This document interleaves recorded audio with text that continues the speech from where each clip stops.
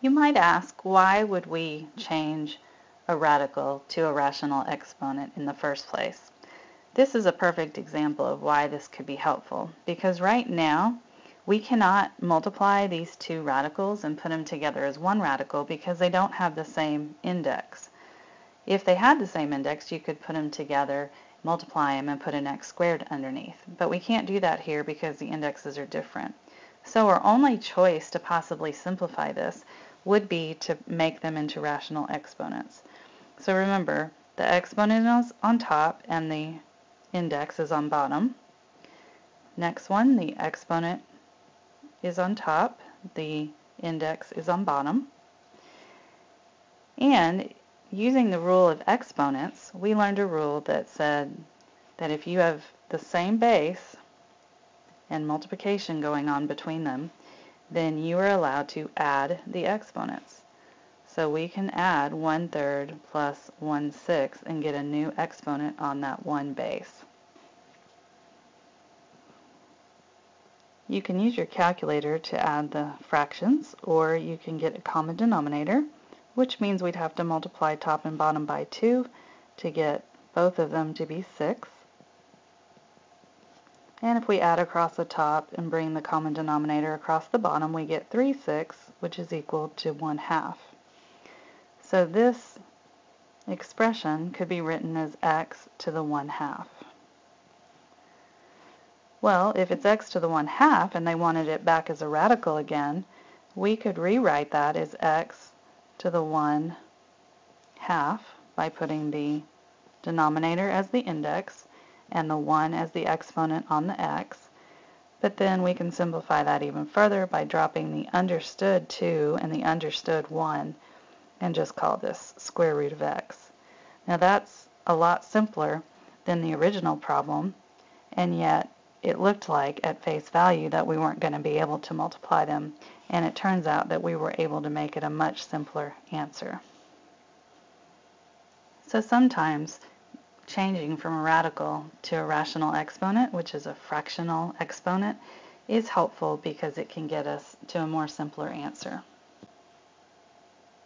There are all kinds of problems that have radicals or rational exponents in them, and we're just going to do a bunch of different examples to show you the different things that can happen using all the rules that we already know. If we wanted to multiply number 2 together, what we could do is we could write them as radicals first, because as they are now, they don't have the same bases, so we couldn't just add their exponents. So if we write this as 5 to the first power with a 4 index, and write this one as 125 to the first power with a 4 index, we are allowed to multiply those two radicals and get a new fourth root because they're both fourth roots to begin with.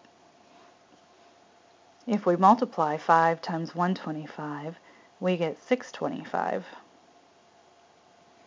If you put the fourth root of 625 in your calculator, you'll get a nice 5. If you needed to do it by hand, you could always break it down into something times something that gives you 625, then break those down, and you'll see that there's a group of 4 5s, which means the answer is definitely 5 when you fourth root it. The second example, number 3 on this page, has a negative exponent in it, and it's also a decimal, not a fraction. Well, we can take care of both of those things. First of all, you may remember a rule that says if you have a base to a negative exponent, that's the same as putting the base and the exponent on the bottom of a fraction, and then you just have to have 1 as a placeholder in the numerator. So if that's the case, if you ever see a negative exponent, just move it from top to bottom or bottom to top, depending on where it is to begin with. In this one, you could consider that being on the top, and so it moved down to the bottom, and then the negative has done its job. Another example, just to reiterate that, if you had things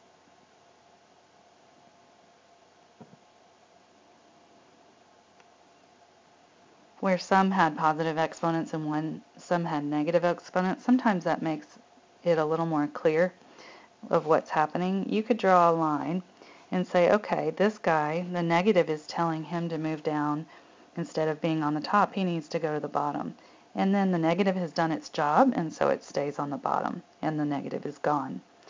The b squared doesn't have a negative, so he stays put on the bottom of the fraction. And then finally, the c to the negative 3, if he's already on the bottom, the negative is going to move him to the top. The negative has done its job, so you lose the negative and just put the 3 on it. And that is the final answer. So I just wanted to review how negative exponents work. So in this case, the y and the 3.5 power move to the bottom. The negative has done its job, but we need a 1 to hold the top as kind of like a placeholder. Otherwise, you'll just have nothing up there and it wouldn't make any sense. We're going to take this one to the next page to continue it. So after we move the y to the 3.5 power down to the bottom, we don't need the negative sign anymore because the negative exponent has done its job. So then we have a 3.5 exponent which needs to be changed to a fraction if possible. So if you look over to the side, I have that 3.5 is the same as 3.5. And then if you recall about mixed numbers, you do 3 times 2 plus 1, and that's where the 7 comes from. And then you keep the same denominator you had before, which is a 2. So we can rewrite this as 1 over y to the 7 halves, which we could write as a radical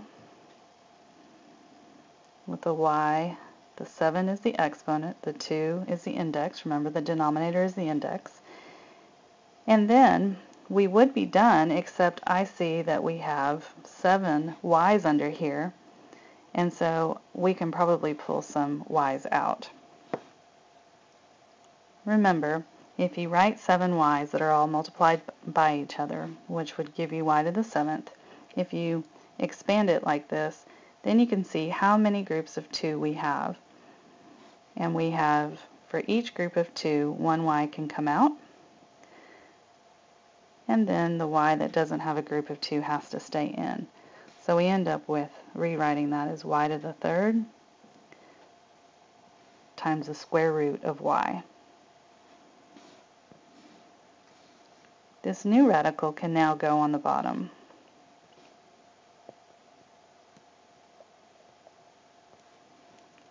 The last thing we need to do is, usually we do not like radicals in the denominator. And so we do what we call rationalizing the denominator, and that can be done in different ways. Recently we've used the conjugate to do that.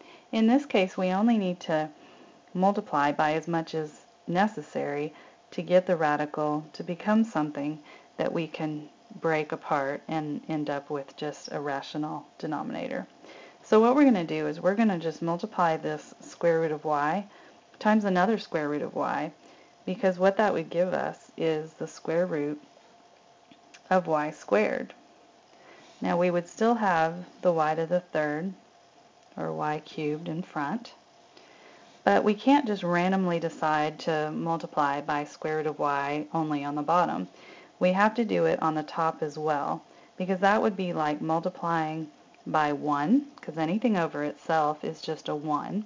And multiplying by 1 doesn't change the original fraction, it just changes the way it looks, but it doesn't change its value. And so an equivalent fraction would be this new fraction that we're getting. When you multiply 1 times square root of y, you get square root of y. Now the reason that we wanted to do that is because if we have 2 y's under here, and this is a square root, basically the square root and the square cancel each other out. They undo each other, and you end up with just y to the 3rd times a y with no radical at all. The top still has a radical, but usually the denominator is fine with a radical. They usually just don't like a denominator to have a radical in it. Now, this is like y to the 1st. Since they have the same base, you can add their exponents, and you get y to the 4th and then the square root of y is still on top. Now that's an acceptable answer, and that's considered simplified.